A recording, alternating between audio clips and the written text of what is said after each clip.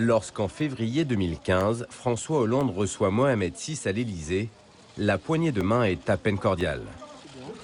La relation France-Maroc vient de vivre l'une des pires crises de son histoire. Pendant une année entière, les chancelleries des deux pays ne se sont quasiment pas parlé.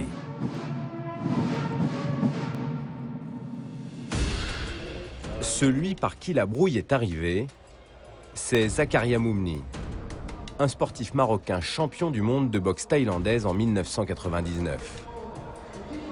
Zakaria Moumni dérange au Maroc. Il a plusieurs fois dénoncé la corruption au sein de la fédération de boxe thaï.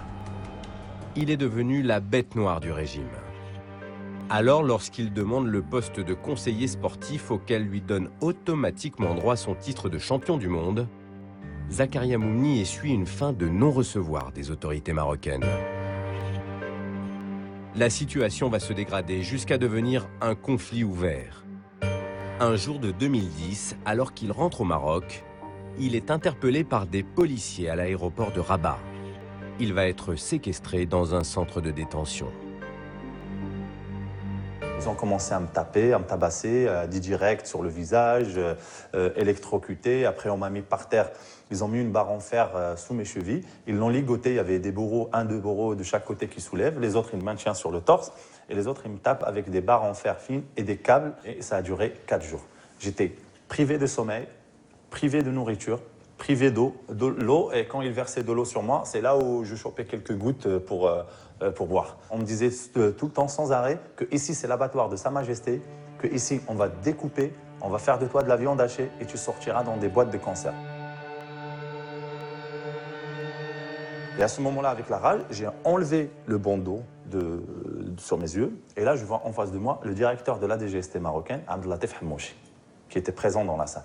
Il m'a vu, il est parti en courant, il a quitté la pièce. Ils ont commencé à me dire « T'as vu qui, t'as vu qui ?» J'ai dit « Je vais personne, j'ai vu personne. » Abdellatif Hamouchi, patron du renseignement marocain, est un homme estimé par le roi.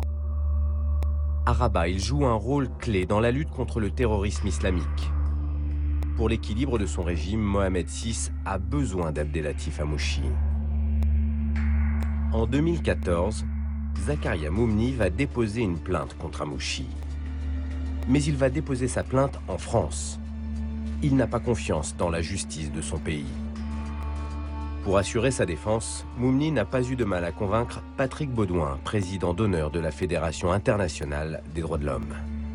Il y a des certificats, des attestations qui montrent les troubles qui subsistent de cette période terrible des 4 jours qu'il a passé à Témara torturé. Donc moi je suis vraiment convaincu qu'il l'a été, et d'autant plus convaincu que ce n'est pas un cas unique, c'est une pratique qui demeure assez répandue au Maroc, même si elle est moins courante, moins violente, moins systématique qu'elle ne l'a été à l'époque d'Hassan II. C'est là-dessus d'ailleurs que joue beaucoup le Maroc pour dire, voyez, ça va mieux chez nous, on a fait des progrès. Le parquet de Paris va accélérer la procédure. Et en février 2014, alors qu'Abdellatif Hamouchi se trouve en visite privée à la résidence de l'ambassadeur du Maroc à Paris, le juge d'instruction envoie des policiers lui remettre une convocation au tribunal. Choqué par le traitement réservé à son homme de confiance, le roi va créer un incident diplomatique et rompre la coopération judiciaire avec la France. Un juge entouré de policiers se rend à la résidence privée de l'ambassadeur. Il n'y avait aucune urgence. Et surtout, c'est au mépris des codes et règles diplomatiques. C'est une atteinte à la souveraineté même du pays. Et je comprends que nos amis marocains aient été blessés et offensés. Alors ensuite, il a fallu trouver une solution pour réparer. En février 2015, Bernard Cazeneuve, ministre français de l'Intérieur en visite à Rabat, va faire un geste étonnant vers le régime. La France avait déjà eu l'occasion de distinguer M.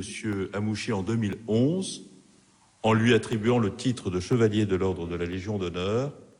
Elle saura prochainement lui témoigner à nouveau son estime en lui remettant cette fois les insignes d'officier de la Légion d'honneur. La prudence la plus élémentaire, la décence, aurait quand même commandé de ne pas faire ce geste symbolique fort, consistant à le promouvoir, puisqu'il était déjà chevalier, au grade d'officier de la Légion d'honneur, qui doit être réservé à des gens de préférence irréprochables.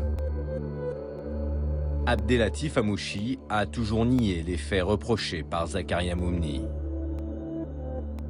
Dans son dernier rapport, Amnesty International dénonce 173 cas de torture au Maroc entre 2010 et 2014. Comme Zakaria Moumni, plusieurs autres victimes présumées ont déposé plainte en France. Les faits de torture dont on parle n'ont pas été aujourd'hui avérés. Ceux dont les plaintes dont on parle, les plaintes dont on parle. Elles sont en instruction. Et pour vous? Mais pas pour moi, je n'ai pas été témoin. Écoutez, franchement, je suis juriste, je suis professeur de droit, je me fonde sur des faits. S'il y a des faits de torture, qu'ils soient réprimés, qu'ils soient condamnés, mais ne me demandez pas de me transformer en Sherlock Holmes, en enquêteur, en journaliste. Aujourd'hui encore plus qu'hier, pour lutter contre le terrorisme islamiste, la France a besoin du Maroc, d'Abdellatif Hamouchi et de ses puissants réseaux. Un renseignement émanant des services secrets marocains aurait par exemple mis les enquêteurs français sur la piste de l'organisateur présumé des attentats du 13 novembre 2015 à Paris.